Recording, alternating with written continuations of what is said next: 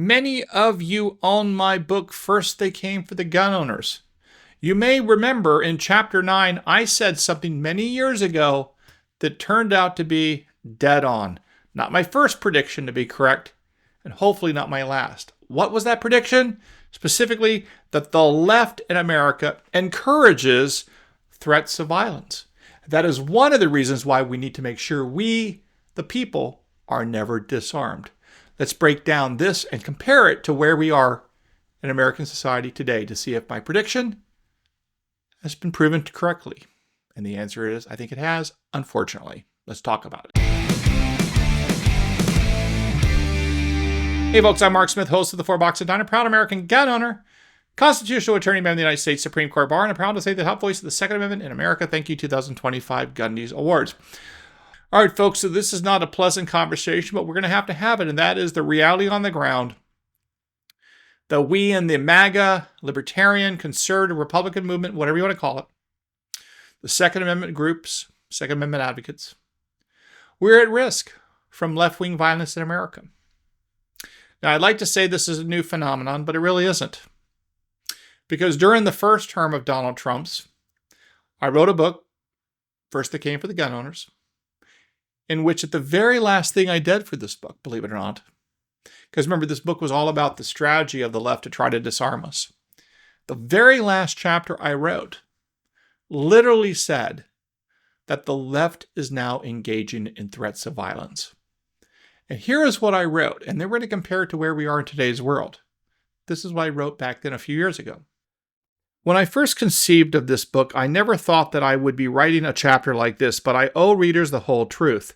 It is clear that the left's war on traditional Americans and their constitutional liberties will not end with words. If leftists lose at the ballot box and in the courthouse, the marketplace, and the public square, they simply won't accept it. We saw that beginning on election night in 2016, and they've been proving it ever since. As one writer wrote, the left sincerely believed that Obama's election in 2008 indeed fundamentally transformed America, that the election in 2016 was mere formality, like some vote in old or East Germany. They were wrong. Now they're throwing a tantrum. But I point out that it's worse than a tantrum. It's actually a campaign of intimidation, violence, and personal destruction, just as Brett Kavanaugh, as you know from the confirmation hearings. And the end appears to be nowhere in sight. In fact, Hillary Clinton said as much when she told CNN in October 2018, "You cannot be civil with a political party that wants to destroy what you stand for, what you care about. That's why I believe if we are fortunate enough to win back the House and or the Senate, that's when civility can start again." And I go through this chapter and I discuss in detail all the other quotes and evidence back then of how the left was willing to engage in threats of violence. You remember them trying to force Trump people out of restaurants and harassing them in restaurants in D.C. and the like. In fact, I have an entire list of violent, scary, terrible harassment, intimidation tactics by the left that I outline in this book.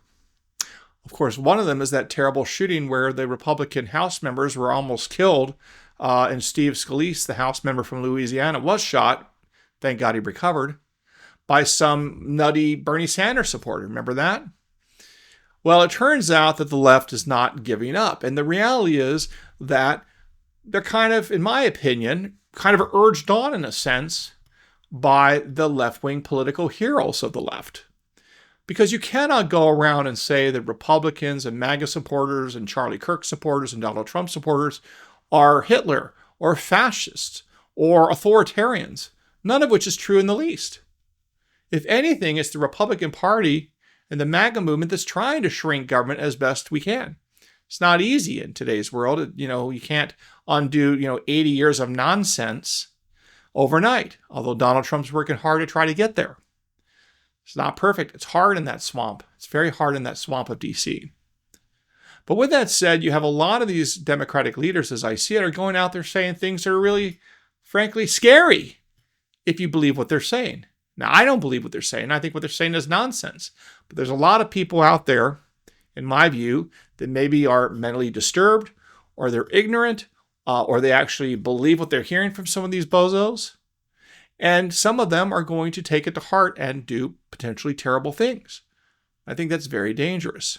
But with that said, let's just take a look at one example of the kinds of sort of assertions that I view to be exaggerated and huge hyperbole. But many Americans apparently actually believe this to be true, which is kind of absurd in my view. But here's Gavin Newsom talking about how he thinks that there's not going to be an election in 2028. What is wrong with these people? Anyway, here's what he has to say. Check it out. I fear that we will not have an election in 2028. I really mean that in the core of my soul, unless we wake up to the code red, what's happening in this country, and we wake up soberly to how serious this moment is. I think that's crazy. Why won't there be another election? I mean, the Republicans are lining up things. They're trying to work on redistricting. The Californians are trying to do redistricting in the House. I mean, why won't there be another election? That doesn't make any sense. Where's the evidence of that? But again, if prominent people make these kind of assertions with a straight face, some people are going to take it to heart and do terrible things. That's my guess.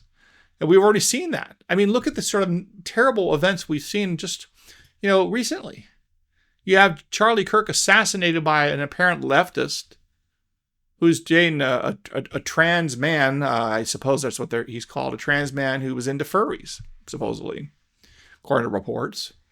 You have the ICE facilities, the immigration enforcement facilities are getting shot up by snipers and others and attacked. You have an ABC station out there in Sacramento, California, attacked by a member of the Democrats, apparently. You've got bombs being planted in Fox News videos and other threats being levied on conservative commentators and conservative politicians and Republicans and the like. It's terrible. And also look at the thousands of people apparently online that are willing to publicly support or at least celebrate, maybe not support, but at least celebrate and be happy about the death of Charlie Kirk. Why? It's crazy. Then you have like Charlie Kirk, memorials being vandalized. What Republican would think to vandalize like a memorial for some Democrat? I mean, I don't even think Republicans or MAGA supporters or anything like that, did anything to destroy, memorial set up for like George Floyd, who was like a drug addict. We pray for his soul and hope he doesn't go to hell or anything. But George Floyd did not live a life, as best I could tell, that is heroic, or should be, replicated, or celebrated for that matter. So with that said, we also see other situations where, people on college campuses that support the right, support MAGA, support Trump, have their stuff harassed. They get harassed, have their stuff knocked over, whatever it is. So this is all very bad. And of course, we know that was the transgender individual that, murdered Catholic school children out there in Minneapolis, and so on and so on. So again, this is not a good trend. But this is why when I wrote my book, First They Came for the Gun Owners, I pointed out that we have to be realistic. And if you think about it, the left wants to disarm we the people. They want to disarm Americans. They want to take away our guns. They want to convert us from being citizens into serfs or slaves or subjects. Nothing I think we want. Nothing that I think will happen, by the way, but that's a separate point. And yet here we are, where they want to disarm us, take away our right to defend ourselves.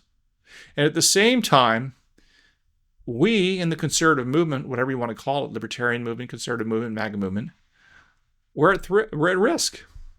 If Charlie Kirk cannot go onto a college campus to engage in debates and just chat with students about important, interesting, moral, ethical, political, religious topics, which is all he was doing, without risking life and limb, he's assassinated for doing that, then we have to recognize as conservatives, we have a target on our backs. I'm not saying that all Democrats and all progressives and all liberals want to target us. I'm not saying that at all. But there's clearly some significant number of people that appear to be taken to heart this sort of rhetoric that Donald Trump and his supporters are somehow Nazis or authoritarians or whatever, fascists, which is simply absurd. But sometimes they say perception is reality. And if people perceive this to be true because they only get their information from mainstream media sources that don't speak the truth from my point of view, I don't think they say the truth. They don't say the whole truth. the way they do story selection and the like, we're at risk as Americans, which means that we need firearms. We need the right to keep and bear arms and the ability to protect ourselves and our friends and our families, our hometowns, more now than almost ever before, which is really a shame because that was not the case, 15, 20, 30 years ago. But here we are. And again, you tune into this channel for what I would try to provide an honest assessment of the realities on the ground. And that seems to be where we are. So I guess the bottom line of this video is we all have to remain vigilant and work together to stay safe because at the end of the day, the firearm is the greatest civilizing force in world history. And I say that because it was the firearm as the great equalizer that allowed small, weak, old, smart people to be able to protect themselves against large, dumb, evil people. So anyway, that's really where we are today, folks. Not the happiest news in the world, but I think where we really are. Let me know if you agree or disagree with these opinions in the description down below. And in the meantime, make sure you follow me over there on X at @4boxofdiner. Don't forget to subscribe both to YouTube and to Rumble. And I look forward to talking again real soon here at the 4 Boxes Diner. Orders up. Table 2A.